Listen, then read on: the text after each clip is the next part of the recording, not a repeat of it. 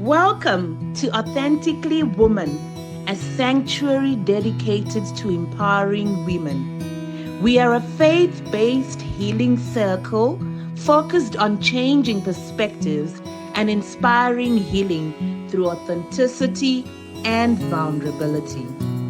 Join us in this journey of empowerment and healing.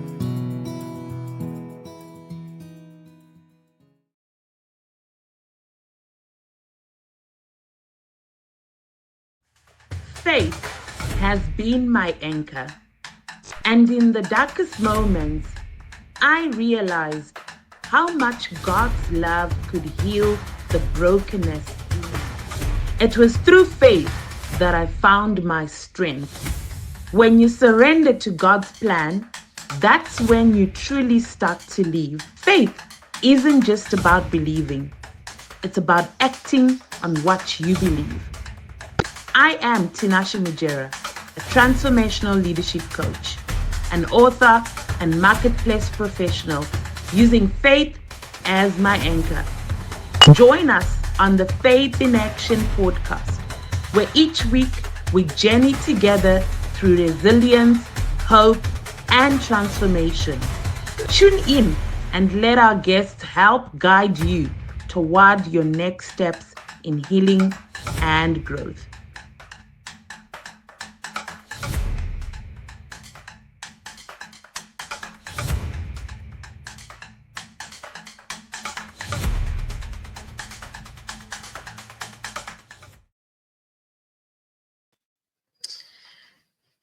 Good day, everybody, and welcome to yet another exciting episode of the Faith in Action podcast with me, your host, Mavis Mazhura. I'm super excited about episode or season 3 so far. We've had incredible guests, and I believe you guys are gleaning from all the wisdom that they are sharing with us. Today is no different. We have an incredible and extraordinary guest that joins us tonight, and her name is Dr. Mavis Mazhura. She is going to be sharing with us under the title, Mastering Your Emotions, Money, and Leadership, and how that all ties into faith.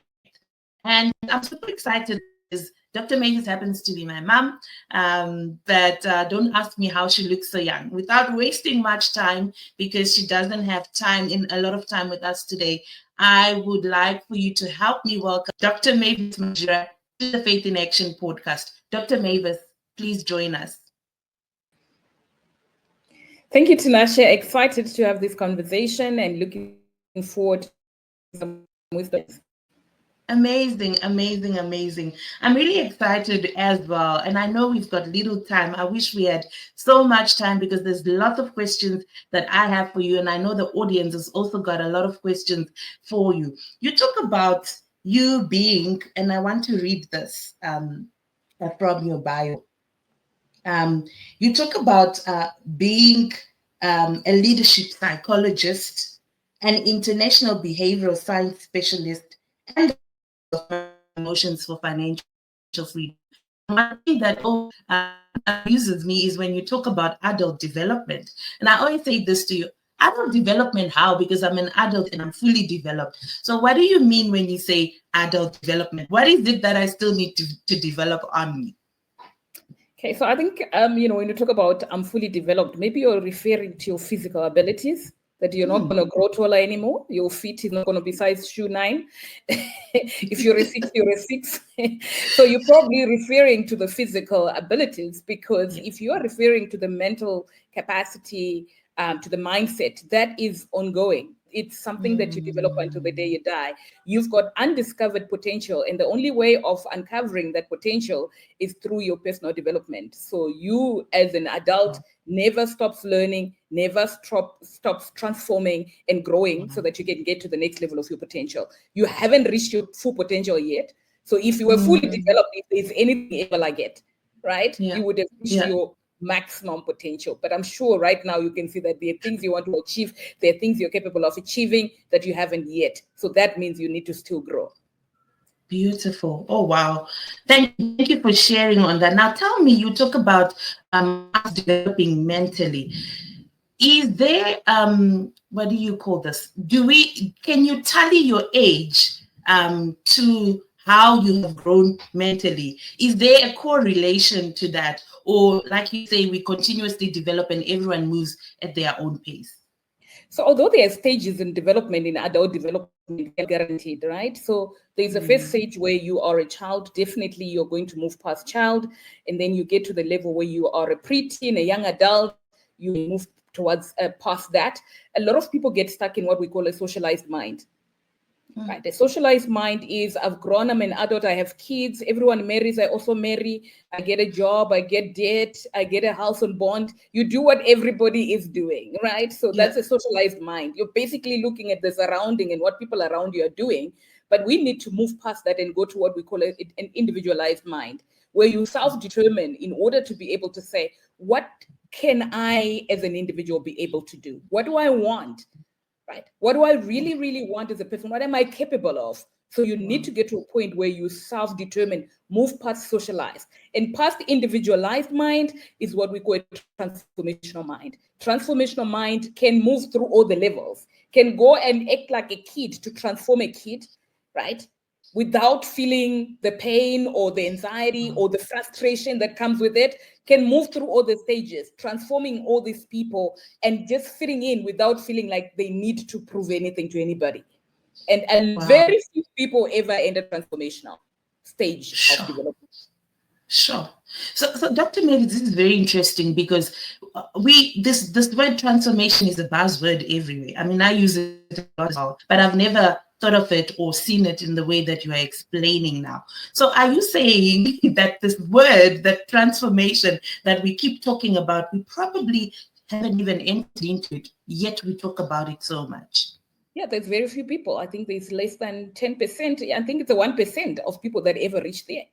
There are very few people you can actually identify. I think one of the people that I ever heard that ever got there is Barack Obama. So they're very, very few. A lot of us are stuck in socialized and individualized mind.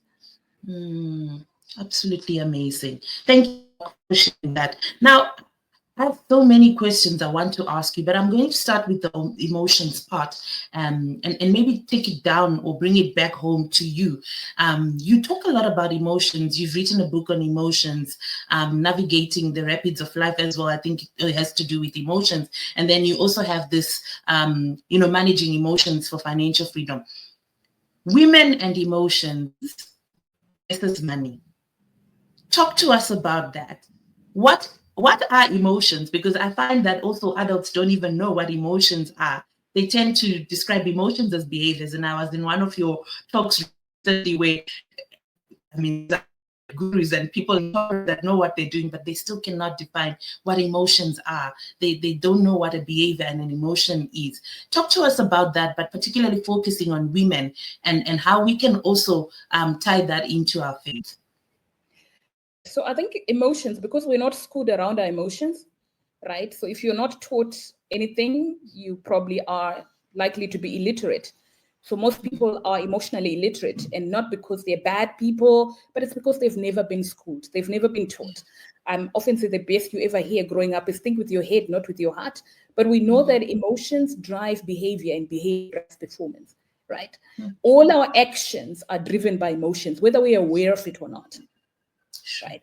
And so when we come to women and emotions, we often hear that women have got a bigger emotional brain than their male counterparts. And the reason why that is critical is because we're nurturers. Right. So imagine if a woman didn't have nerve endings in their womb, they wouldn't be able to feel and experience the pregnancy. They wouldn't be able to feel for the child when the child is here, right? So women have got a bigger emotional brain, but that does not mean that they can manage emotions. So self-regulation is a skill that we all need to learn, right? Self-regulation, self-awareness. So we find that in a lot of researches, women are self-aware. They know what they're feeling. They act out their emotions, but they struggle with self-regulation. How do I direct my emotions towards my goals so that I can achieve the goals that I want to achieve, rather than being stuck in reactivity? Because remember, we said emotions drive behavior, behavior drives performance. Right? So we talk about money and emotions. 80% of your behavior is driven by how you feel. In fact, I don't even know if I should say 80%. So you feel about money before you can even manage it. So most of us come to earn money when we've already developed an emotional pattern around money, whether it is a dominant emotion around like anxiety, for example. When you see money, when you've got money, you feel anxious, or you feel confident, or whatever emotion or the emotion that triggers for you, right? So the emotion then drives the behavior. I remember coaching a particular lady. She said, when she was growing up, her mother was, the father was a chairman of a stokvel. So they would come and give him money at the end of the month. And then he would spend this money and buy things for the house, like saucers, like fridges. But when it was time to share the money, now you must find this money in the house. He would sell sell all these things that he bought using that money. So for her, her emotional pattern became money anxiety. Anytime she thought about money, money was anxiety. Now she grown up, she used to earn like 150,000 rands per month. But each time it ended her account, she didn't rest until it was not there. So the anxiety drove her to go, and because for her, the association between money and the association for money, or the meaning for money, was money equals to anxiety, because that's what she growing up. So now when she sees money, right, anxiety comes in. So she wants to get rid of it so that she can get rid of the anxiety. Wow. That is so meaning making early on in life, and each one of us needs to go back into their own personal story in life to say, what is the meaning that I generated, or the association that I have with money, the relationship that I developed with money as a result of my circumstances, upbringing, or whatever it is that could have happened to you. Both male and women, this can happen. I know that we're talking about men and women, but I think the only difference is that social conditioning around women makes us either money managers, right, or money spenders. Yeah. So you have to please someone by how you look. So we tend to spend most of the money getting the beauty products, getting all these, how do I look good, status symbols, self-image symbols, and that are not necessarily, long-lasting in terms of investment. We know that we've got a gap in investment as women, right? Yeah. But it's not that we're not getting enough money. It's because of how we've been trained and wired around money. We either know how to save, or Granny would have told you, save for a rainy day. So we've got a little something for a rainy day, but it's not really sustainable. Women outlive men. So we're going to need more in retirement coffers than our male counterparts. And you can't stay saving for retirement later on in life, because then that also just limits how much you can save or you can put away for retirement. So these are some of the conversations around money and some of the things that affect money, women, and emotions. Beautiful. Thank you, Doc. That is so insightful, even for myself. Every time I hear, I was talking to someone and they say to me, every time they hear the word money, they are not comfortable. They just feel uncomfortable for some reason or the other. And I'm like, but it's just a word. And she says, but there's a lot that it does to me. Doc, what are some of those tools that we can use? You said we each have to go back to our stories and find out what happened. Maybe someone listening or watching us this evening doesn't even know how to do that. What could be the first step that they could, take in order for them to get onto that journey at least? So I think one of the things that we need to know and become aware of is that only 20% of people can self-change.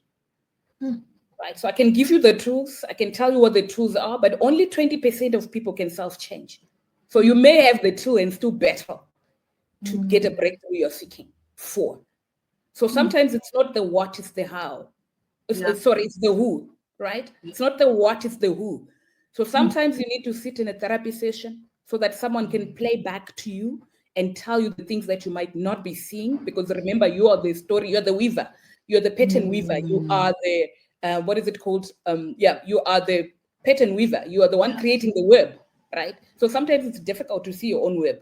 So sitting in therapy, counseling, coaching, so that someone can play back and help you with self-awareness. Because sometimes it takes, sometimes we are not aware. Sometimes we human beings have got a tendency of wanting to, exaggerate our own competences. Right. So we exaggerate our own competencies so that we don't have to feel crappy because we don't know, or we need to learn, or things happened to us. So we kind of cover it up so that we can move on. So sometimes it takes more than just the tools. And I know I haven't mentioned the tools, but coaching itself is a tool. Therapy itself is a tool. Counseling itself is a tool. Right? If you, I normally say, if you see that you're constantly making money mistakes, or you're constantly experiencing money stress, it's probably because you need someone to help you to process your money story. Wow. Okay. Wow. Thank you, Dr. Mavis. That is so deep. That's powerful. If you are constantly having money issues, you probably need someone to help you manage your money story. I think I needed that too for myself. So thank you for bringing it. And I hope that to all those that are listening, to all those that are watching, you are getting the wisdom that Dr. Mavis has brought to the Faith in Action podcast. Doc, I want to talk about you and your story, your life journey, how you came into this place of leadership. You obviously, I believe you also went through these emotions and issues with these different aspects we're talking about until you got to a place and a point of something is not right here and I need to make a change. What was that aha moment for you? That pivotal, that shift, that day that came where you realized something needed to happen and you started your journey? So I think I might not necessarily be able to pinpoint the exact moment, but I think it was, for me, the realization that I had a master's degree and broke, and I had a child, right? And the child that I could not provide for, how I wanted to provide for them. And the socializing system made me believe that if I went to school and I was educated, I've got a master's degree, life should be able to be fairly okay. But that wasn't the case for me. I was broke, literally broke. And I had a job where I was earning, I can't remember, I think I was earning 6,500 with a master's degree, 6,500 Rand. And that for me was like, something can't be right here. Something definitely is not. So in that moment, then I think, you start acting like a victim. So I was a victim of circumstances. I was a victim of, the environment I was in. I was new in this environment. I was, I didn't have a supportive family. So I had all these reasons why my life wasn't where it needed to be, right? And I don't know how I came across emotional intelligence. So I read a book, or I was having a conversation with someone, and I heard them talk about emotional intelligence. And I was like, emotional intelligence, that's interesting. And then I started exploring and reading, and it just dawned on me to say, gosh, you're an emotional wreck. Right? You need an overhaul. You definitely need an overhaul, an engine overhaul. And it also then made sense why almost every aspect of my life was a mess. Sure. Right. Nothing was where it ideally would be or needed to be. So I think for me, that was, so then from that journey, I remember also going through, so that when that awareness, when that dawned on me, I remember going through a program. I then actually registered for a program called the Breakthrough Experience. It was a 3-day program, and it costed me 7,000 Rand. And I remember a friend saying, why would you go spend a 7,000 Rand for the course when you don't have a car? You walk. I didn't have a car, I was walking. So at that point, it didn't make a sense to say, how do you go pay 7,000 Rand? You could surely use that money towards, a car deposit or something better than that, than the course. But I am so glad that I did that, because the return on investment for those 3 days, I don't even know how to kind of put in there's no figure, there's no value that you can put on it, because it then started my journey until where I am now. It continues to fuel and feeds my journey until now. Wow. Thank you, Doc, for sharing that. I think, that is very insightful, because sometimes we look at people that are role models to us, and we always wonder, how did they get to this place? And I'm sure there's some people that are listening and hearing you who have always wondered, how did Dr. Mavis get to where she is. And thank you for sharing your story with us, so that whoever is listening, whoever is watching can be able to get some help and insight. Now, personal development has a cost to it. Can you take us through the importance of that? Because a lot of people, what I've realized, particularly in the African context, is a lot of people are so hesitant to invest in themselves. And by that, I mean coaching, the therapy, the counseling that you were talking about. Why is it like that? I'm sure you have answers based on your experience and some of the things you've come across in your line of work. Why is it like that? Why do people don't or feel such a burden when it comes to them having to pay for what will bring that change in their own lives?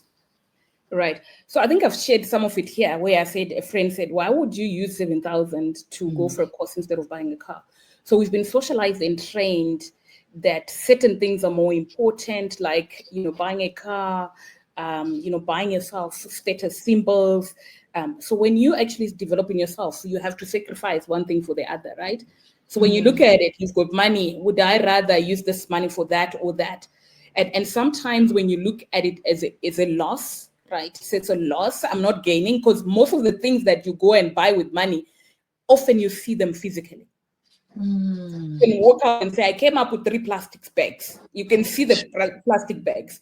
The knowledge you gain is not always something physical, tangible you can see, right? Yeah.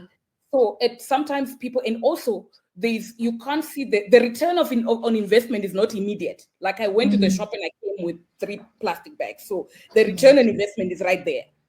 Personal development takes time. Right. It also takes your work. You don't just go drop your money and come back with plastic. It's not an exchange. Right. Yeah. You need to do the work. So if you went to a coach and you were not doing the work that is required of you, it will be a loss. There wouldn't be a return on investment, if that makes sense. So the return on investment is not immediate. It's not immediate. It is also not very tangible. Right. And it's a sustainable return on investment. Wow. Someone asked me, I remember doing a leadership for women coaching program 2017, right? And it was 29,000 rands at that time. And I paid for it, right?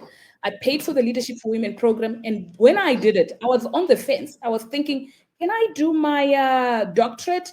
I don't think I can afford it, because I wanted to do a doctorate that is $100,000 program. And I thought, I can't afford it. I have all these responsibilities. There's just no way you're going to start something. You don't have the money and you're not going to be able to. And guess what happened? That program changed my attitude and my mindset. And I immediately applied, got accepted, finished the program in record time, right? Wow. Right? And fully paid, right? I did get a scholarship of 10%, but that's a drop in the ocean when you look at that amount. But I was able to finish in record time, fully paid. So what the program did, mindset shift, right? Changed my behaviors. I was able to work and be able to fund that process all by myself. And what's happened after the 3.5 years that I invested in my doctorate? My own net worth has doubled, tripled, right? Because that's the return now. You asked me about the return. So the $1,000 is back plus more. It's bringing its sisters and brothers. Right. Wow. So that is the return on investment over time. It's not immediate. When I was putting that money into that institution, it felt like a loss. Right. Yeah. But the reality is long term. The return on investment is sustainable and it is long term. Beautiful. And you also get to do the work, like you told us. You were getting into the class, making sure you also participate. You do what needs to be done, what is required of you, and in record time, you were able to complete. Thank you for that, Dr. Mavis. I mean, 100,000. Did you say dollars? Because I'm struggling to even articulate that. That says a lot about my relationship with money. There you go, Faith in Action. So if you had $100,000, Tinashe, today, what would you do with it? Would you go for a doctorate, or what would you do with it? Quick litmus test. Quick litmus test. My brain went frozen because $100,000. I don't even know where to start. Okay, all right, let's go on. Dr. Mavis. So now I want to take it to the faith, to faith now. And of course, this is the Faith in Action podcast. We all things faith. I remember a story in the Bible, Moses. He is now leading the children of Israel into the promised land. And there comes a time where there was no water in the desert, in the place that they were in. And the Lord asks him to go, hit the stone. And out of anger, he hit it more than the times he was asked to, or in a way, he didn't follow the right instruction that was given to him. And I was laughing and chatting to a friend, and I was telling him, these are the anger issues that I believe Moses already had when he was still in Egypt, in the palace, and he went there and murdered someone and then ran away. So it's almost like this anger issues followed him throughout his life, these emotions, these things. Talk to us about that, and because we were talking about it from a corporate point of view as well, to say you find that it's a 50-year-old CEO that is being driven by a 7-year-old CEO, or him in his 7-year-old at his 7-year-old age, and was not able to process certain things that are now driving him in the corporate space from an emotional point of view. How do we manage that, and what would be your advice when it comes to those types of emotions? Right. So yeah, that's an interesting one. That emotions buried alive never die. They've got a way of resurrecting. So if you don't process them, sometimes you think you're over them. I think sometimes we think, oh, I've forgiven that person. And the moment you see them, all the anger comes back, because all you did was repress the emotion. You didn't quite really you didn't process the emotion, right? So if we don't process the emotion over time, the emotion increases in intensity, in duration, and in frequency. Right. I can give a personal example of mine. I grew up with an abusive father, and my father, when he used to beat our mother, he wouldn't beat the children, but just his wife. But I remember seeing my mother being beaten all the time. I think one of the things that I started developing anger, right? I started developing a lot of anger, and I would even imagine in my head how I would, if anyone ever touched me, how I would beat them up. I had all these tactics and things that I thought I would do. But what I didn't realize is that, when you talk to yourself, the brain doesn't know the difference between imagination, reality, and remembrance. So the more you remember the painful moments without processing them, the more you increase the intensity. It's almost like crystallize this emotion. It becomes, intense. It becomes more frequent. It lasts longer when it comes, right? Sure. So for me, what happened is, I didn't realize that this emotion that started as an emotion of anger, noticing and seeing my mother being beaten up, became, moved from an emotion to a mood, from a mood to an attitude, from an attitude to an identity. I was literally an angry person. Wow. Right? I was literally just an angry person. You just needed to do a small thing and I would be off. I would go off. But that's because I replayed a lot. The brain doesn't know the difference between reality, imagination, and remembrance. The more you replay, the more you cement or increase the intensity of the emotion, right? Wow. And replaying is not processing, right? But you also need to replay to process, right? But the self-talk you have when you are just replaying things is probably that of a victim, it's probably that of a villain, it's probably that of, if I can find someone, I'll beat them. That was me. If he can touch me, I'll beat them. So all that did is it just increased the intensity of the emotion. So I think it's being aware of what is the self-talk, but also asking for help. We spoke about help earlier on, right? You can't process that amount of anger on your own. That's it. It's difficult to process that on your own. Sure. So thank you. That emotional healing needs to happen. And sometimes goes back to, I can give you an example. For me to process my anger, I was in Egypt one time and I was at a conference presenting a paper, and there was a guy who was a gynecologist. And he said, when people visit his practice, the first question he asked them is, how is your relationship with your father? And you say 90% of the time, the people that visit, they've got an issue with their father. So it's the conflict you have with your father that become a gynecological issue, if that makes sense. Yeah. And then I remember taking this guy aside and I said, please explain, because I also had an issue that I was struggling with. And he said, how's your relationship with your father? I said, well, this guy used to beat my mother. How am I supposed to have a relationship? What kind of relationship am I supposed to have with them? And he said, are you the only child? I said, I'm not the only child. He says, can you say our mother rather than my mother? Yeah. Sure. So you saw me trying to sort of correct myself here, where I was saying my mother, our mother. So when he did that, what he did is distanced me from the emotion. So the moment I said my mother, I was too close and too attached. So the intensity of the emotion increases. I could not self-regulate. Wow. So when she says our mother, when I said our mother, I'm distancing. I'm creating a distance between me and the emotion. And that already I'm starting to self-regulate, if you can see. Wow. So you reduce the intensity of the emotion, you've already started managing it. And he said, is your father alive? I said, my father is alive. He says, why don't you go have a conversation with him and ask him why he did what he did? And you're going there to understand, not to judge. Because right now you're in judgment and resistance. You're saying he should not have done what he did, but he already did it. And there's no amount of resistance and judgment that's going to stop what's already happened. It's happened. Wow. You just need to now go and understand, why did he do it? You're going to understand. Right? So I went to my father. Luckily, I could have that conversation with my father. I went and I asked him, when we were growing up, I witnessed you beating, our mother regularly. And that has kind of affected me as an adult child now. And he said to me, you know what? During our time, it was regarded as manly to beat your women. It was regarded as manly. Now, you might think to yourself, well, really? But remember to believe whatever they believe, they will do it. People go to war for beliefs. People do ridiculous things for beliefs. So to a person who believes whatever they believe, they will do it. So he believed it, so he did it.